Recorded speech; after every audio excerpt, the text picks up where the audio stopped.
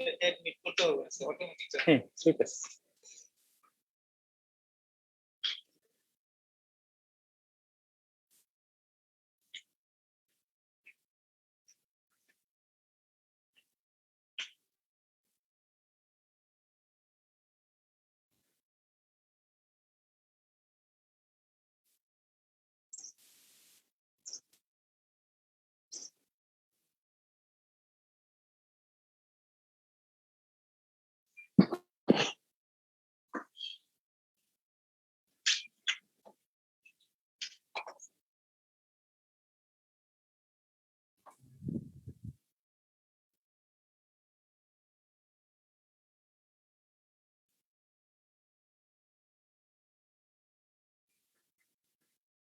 তোমরা কি শুনতে পাচ্ছ আমাকে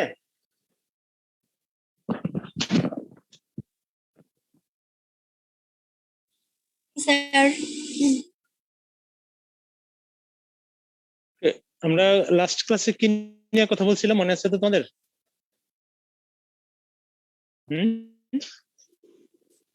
Sir, esophagus, sir, diseases investigation. Yes. Esophagus disease symptoms কি কি সিম্পটম নিয়ে আসে সাথে কিছু ইনভেস্টিগেশনস আজকে আমরা দুই একটা ছোট টপিকস নিয়ে একটু কথা বলবো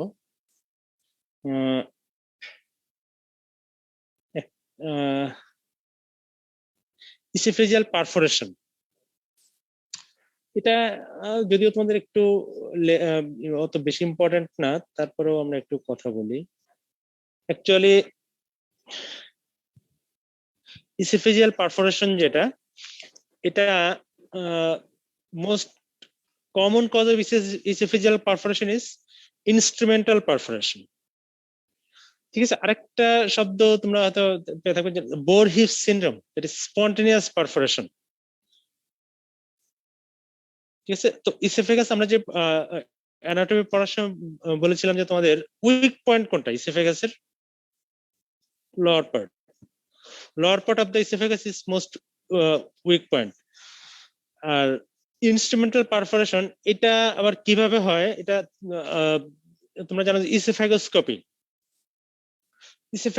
অনেক কন্ডিশন আছে যেখানে ইসোফেগোস্কোপি করা লাগে দ্যাট ইজ এন্ডোস্কোপি তো এই এটা দিয়ে ডাইরেক্টলি পারফোরেট এই পারফোরেশন হওয়ার জন্য আবার কিছু আছে যে একটা সাইট অফ স্ট্রাকচার যদি কোথাও স্ট্রাকচার থাকে সেইখানে পারফোরেশন হতে পারে যদি ব্লাইন্ডলি এটাকে ফোর্সফুলি এন্ডোস্কোপটাকে ইন্ট্রোডিউস করা হয় আরেকটা হলো কোনো একটা আলসারেশন যদি থাকে একটা টিউমার যদি থাকে at the site of tumor ulceration and at the site of stricture এই জায়গাগুলোতে ইনস্ট্রুমেন্টাল পারফোরেশনটা হওয়ার বেশি চান্স থাকে ঠিক আছে তো এছাড়াও আবার কিছু আছে থেরাপিউটিক প্রসিডিউর যদি ডাইলেটেশন করা হয় স্ট্রাকচার আছে সেটাকে যদি ডাইলেট করা হয় অথবা ম্যালিগনেন্সি আছে সেটাকে স্ট্যান্টিং করা হয় সেই সব ক্ষেত্রে in that case may perforate this আরেকটা হলো ফরেন বডি সাপোজ যদি কোনো foreign body for stage the esophagus for long time it erode through the esophageal wall ঠিক আছে এটা দিয়ে একটা পারফোরেশন হতে পারে এবং ইনস্ট্রুমেন্ট এন্ডোস্কোপ করে এই ফরেন বডি যখন রিমুভ করা হয় তখন এই জায়গাটা পারফোরেশন হতে পারে ঠিক আছে তো এছাড়া tumour malignant tumor extension local extension of malignant tumor may perforate but actually এটা পারফোরেশন হচ্ছে ফিস্টুলা হওয়ার চান্সটা বেশি ঠিক আছে তো these are causes of esophageal perforation by instrument আরেকটা এই অ্যাকচুয়ালি ইনস্ট্রুমেন্টাল পারফোরেশন এটা আরো কিছু কন্ডিশন আছে যে যদি সার্ভাইকাল অস্টিওফাইট থাকে তখন in that case oesophagus is bend এবং ব্ল্যান্ডলি তখন ফোর্সফুলি এন্ডোস্কোপটা ইন্ট্রোডিউস করলে তখন চান্স অফ পারফোরেশন তো ইনস্ট্রুমেন্টাল পারফোরেশন এটা আবার মোস্ট কমন সাইট হয় আপার ইসোফেগাসে লোয়ার ইসোফেগাস এটা কম বাট আমরা যেটা বলছিলাম যে স্পন্টেনিয়াস পারফোরেশন বোরহিস সিনড্রোম এইটা অ্যাকচুয়ালি প্রথম এই বরহিফ সাহেব, যেটা একটা একজন নেভি অফিসার ছিলেন, তো সে সে এক্সেসিভ ফুড ইনটেক, সে প্রচুর ফুড ইনটেক করত, এবং দেন সেলফ ইমেসিস। তো সেলফ ইমেসিস করতে যে এই specially anyone vomits against closed glottis, গ্লোটিসটা ক্লোজ করে যদি ভমিটিং করা হয় তখন কি হয়?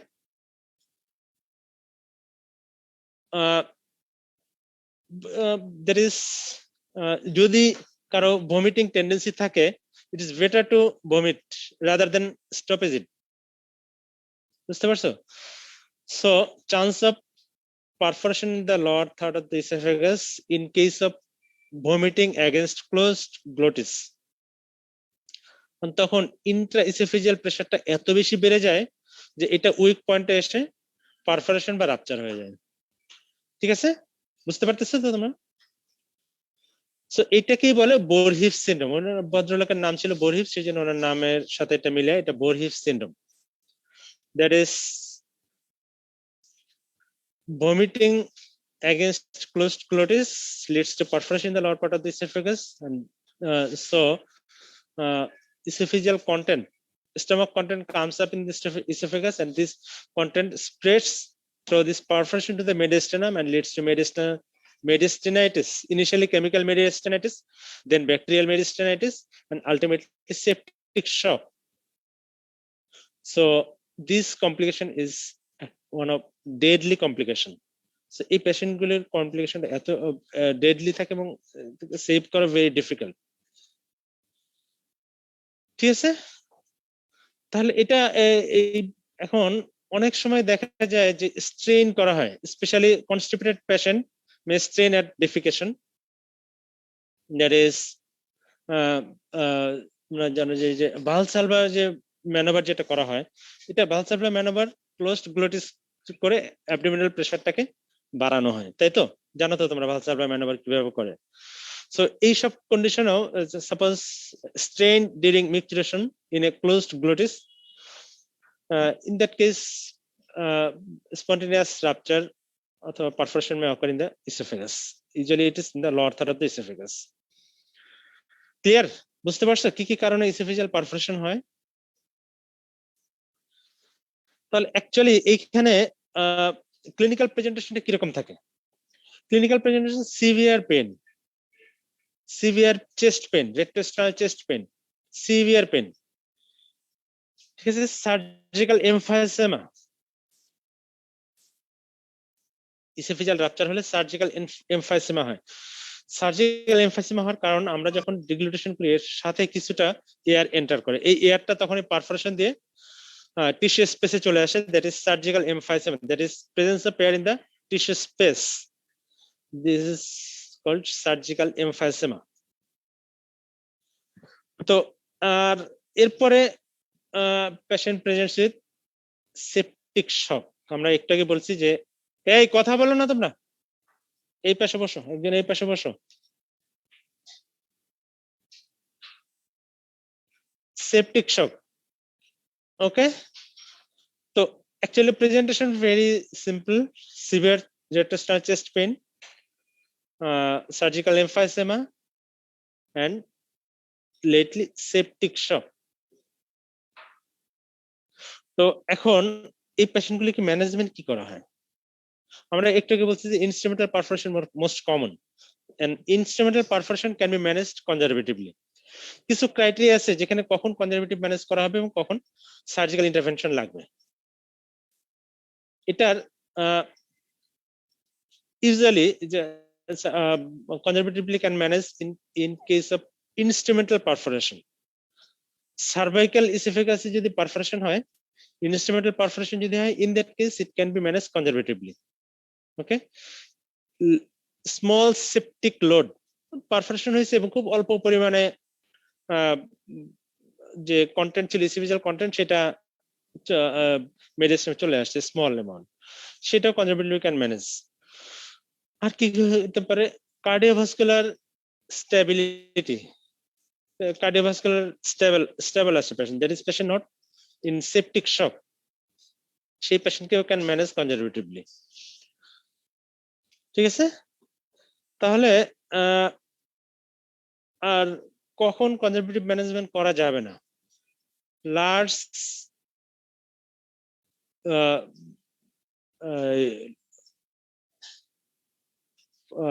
দ্যাট ইজ যে কন্টেন্ট, যেটা সেই কন্টেন্টে যদি লার্জ অ্যামাউন্ট হয়, large load, that is oesophagus যদি নন ফাস্টেড থাকে, দ্যাট ইজ ইসোফেগাস যদি কন্টেন্ট অনেক বেশি থাকে, সেই কন্টেন্টটা যদি পারফোরেশন দিয়ে মেডিস্ট্রামে চলে আসে, সেটা কনজারভেটিভলি ম্যানেজ করা যায় না। Large septic load, okay, cardiovascular instability, that is patient already is in shock, তারপর প্লুরাল ব্রেক যদি হয় সেই ক্ষেত্রেও করা যায় না, কনজারভেটিভ ম্যানেজমেন্ট করা যায় না। আর একটা হলো lower third of the esophagus, lower third of the ইসোফেগাসে যদি পারফোরেশন হয়, সেটা cannot manage conservatively. Perforation in the that loads enters in the peritoneal cavity, usually যেটা লোয়ার থার্ড অফ দ্য ইসোফেগাসে হয়, সেই ক্ষেত্রে কনজারভেটিভ ম্যানেজমেন্ট করা যায় না, তাকে সার্জিক্যাল ইন্টারভেনশন লাগে। ঠিক আছে, তো অ্যাকচুয়ালি সিম্পলি আমি একটু সংক্ষেপে বলতেছি। তো সার্জিক্যাল ইন্টারভেনশন করলে কি করতে হয়, আর এখানে ডায়াগনোসিস করা যায় সিম্পলি এক্সরে করলে ডায়াগনোসিস করা যায়। এক্সরে করলে দের ইজ সার্জিক্যাল এমফাইসিমা পাওয়া যাবে, এবং যে কন্টেন্ট যে ছিল সেই কন্টেন্টের একটা শ্যাডো মেডিস্ট্রামে চলে আসে। ঠিক আছে, এর সাথে যদি thin emulsion, very thin emulsion barium দিয়ে যদি করা হয়, অ্যাকচুয়ালি বেরিয়ামটা আবার একটু প্রবলেম করে। বেরিয়াম এটা যেন বেস্ট হচ্ছে contrast CT scan, contrast CT স্ক্যানটা best, but thin emulsion barium x-ray যদি করতেই হয়, তাহলে থিন ইমালশন, থিক ইমালশন দিয়ে করা যাবে না, কারণ এই যে বেরিয়াম যেটা আসে, এটা মেডিসিনে আসলে it is more harmful for patient. So contrast CT scan is best. Clear? তো এখন সার্জিক্যাল ইন্টারভেনশন যদি লাগেই, তাহলে কি করতে হয়? এটাও আবার যদি পেশেন্ট আর্লি প্রেজেন্টেশন হয়, সেই ক্ষেত্রে ডাইরেক্ট প্রাইমারি রিপেয়ার করা যায়। আর যদি পেশেন্ট লেটলি প্রেজেন্টেশন হয়, তখন creation of fistula and feeding jejunostomy. পরবর্তীতে পেশেন্টের সেপটিক শকটা যখন কারেকশন হবে, পেশেন্ট স্টেবল হবে, তখন প্রাইমারি রিপেয়ার। ঠিক আছে, আমার মনে হয় সার্জিক্যাল ইন্টারভেনশন তোমাদের খুব বেশি জানার দরকার নেই। Actually, principle of surgical management is direct repair if patient present early and septic load, minimum septic load, সেই ক্ষেত্রে করা যায়। আর প্রাইমারি রিপেয়ার, আর যদি patient presents lately, that is 6 থেকে 8 ঘন্টা পরে যদি পেশেন্ট প্রেজেন্টেশন হয়, কখনো 12 ঘন্টা পরে যদি প্রেজেন্টেশন হয়, in that case fistula, creation of fistula, কারণ এইখানে এই ইডিমা এমন ভাবে ইডিমা হয়ে থাকে যে এটাকে প্রাইমারি রিপেয়ার করা যায় না, এবং পেশেন্টের কার্ডিওভাস্কুলার ইনস্টেবিলিটি থাকে। সো এই কারণে এই পেশেন্টগুলিকে প্রাইমারি রিপেয়ার করা যায় না, তখন ফিস্টুলা ক্রিয়েশন এন্ড ফিডিং জেজুনোস্টমি করে রাখা হয়। পরবর্তীতে পেশেন্ট যখন ইমপ্রুভ করে, তখন তাকে সেটা রিপেয়ার করা হয়।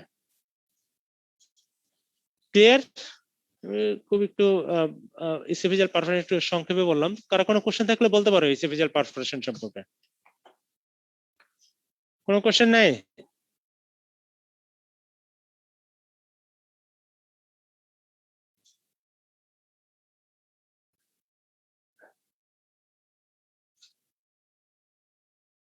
আচ্ছা, আরেকটা, তোমরা এই শব্দটা অনেক জায়গায় পাবা, মেডিসিনে হয়তো পেয়ে থাকবা, ম্যালোরি ওয়েজ সিনড্রোম, শুনছো নাকি নামটা? Yes, sir. Mallory Weis dear. হ্যাঁ,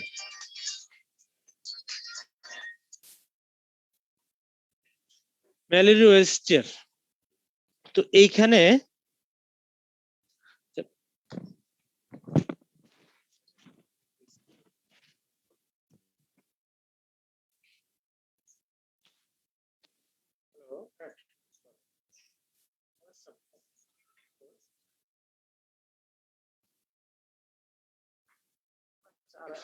আরেকটা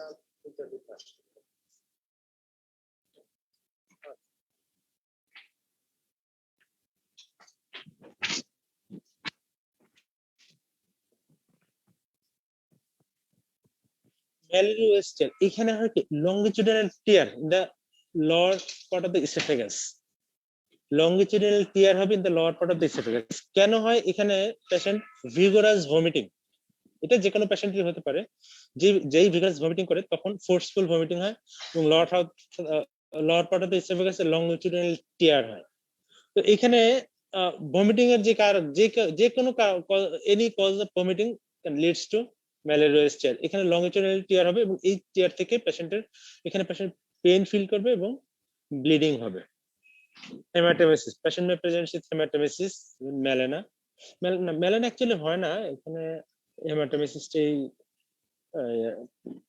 প্রেজেন্ট করে বেশি পেশেন্ট আর যদি সিভিয়ার টাইপ অফ ব্লিডিং হয় সেক্ষেত্রে patient may present with melena ঠিক আছে তো এটাও management easy that is conservatively manage করা যায় that is proton pump inhibitor and antiemetics and symptomatic treatment কখনো very rarely patient may require endoscopic diathermy or hemoclip application at the site of bleeding ঠিক আছে এটাই malleolus tear আমার মনে হয় এটা অত বেশি দরকার আছে আমি এগুলো টপিকস গুলো একটু ছোট সংক্ষেপে বলবো corrosive injury এটা তো তোমরা অনেক সময় পেপারেও দেখো যে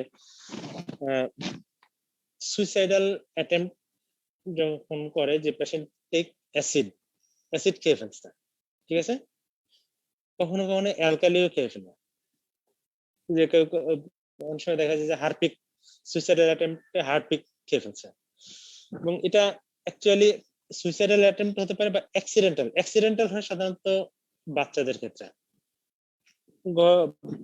কোথাও ঘরের কোনো কিছু একটা রেখে দিছে corrosive maybe alkali maybe acid বাচ্চা সেটা অ্যাক্সিডেন্টালি ইনটেক করে ফেলছে অথবা রং লেভেলিং অফ দ্যাট কন্টেইনারের লেভেলিংটা রং যদি হয়ে থাকে সেই সব ক্ষেত্রে অ্যাক্সিডেন্টালি এটা ইনটেক করে ফেলে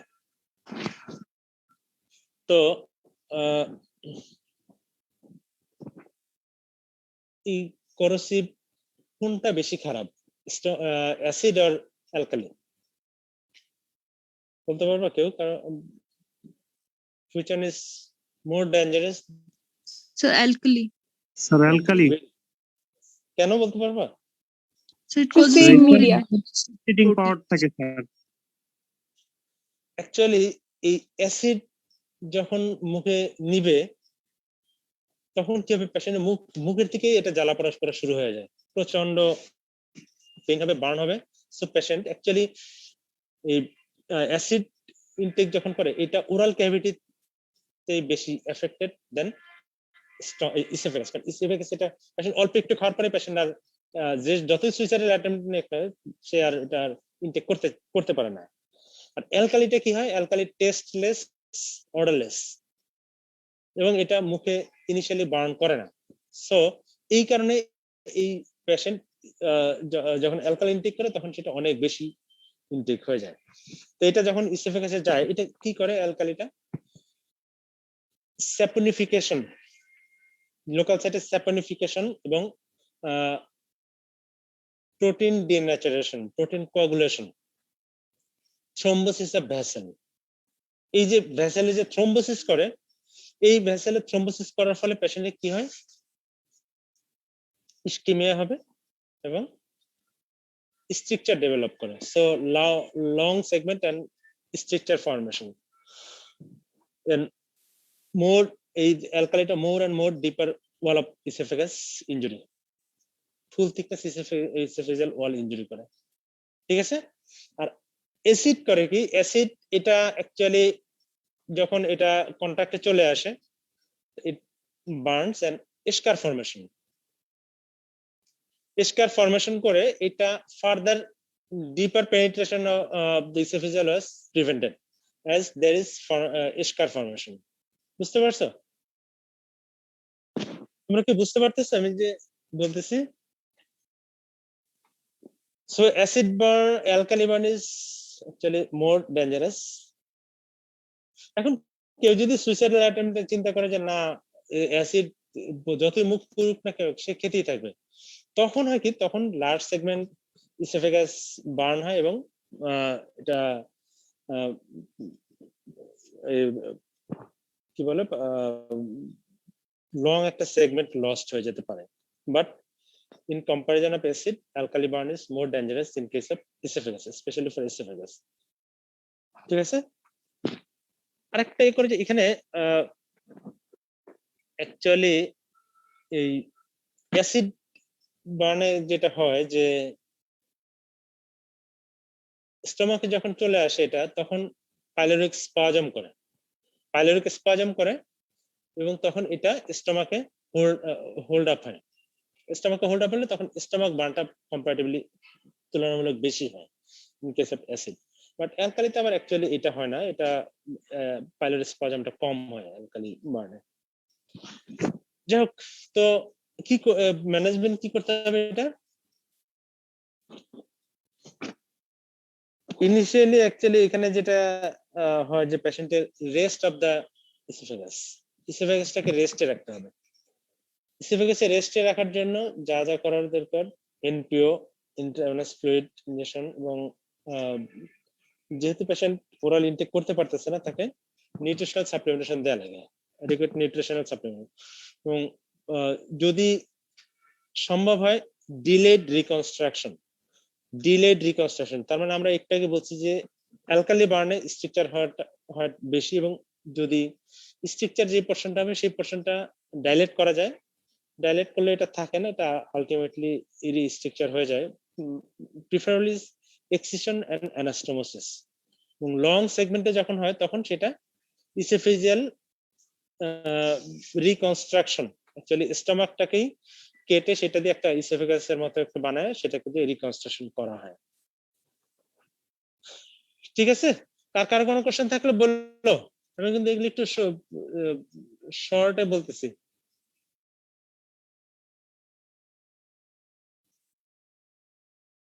কোনো কোশ্চেন নাই? এই বইতে ছবি দেখে লং সেগমেন্ট একটা ইসোফেগাস স্ট্রাকচার হয়ে আছে।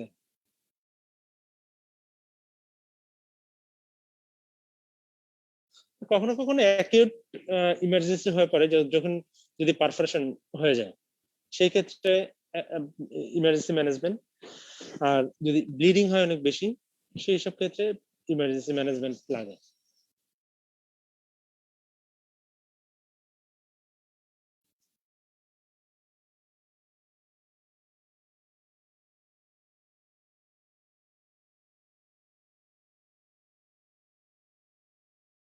আমরা কি পরের টপিকে চলে যাব? কোনো কোশ্চেন না থাকলে বলো।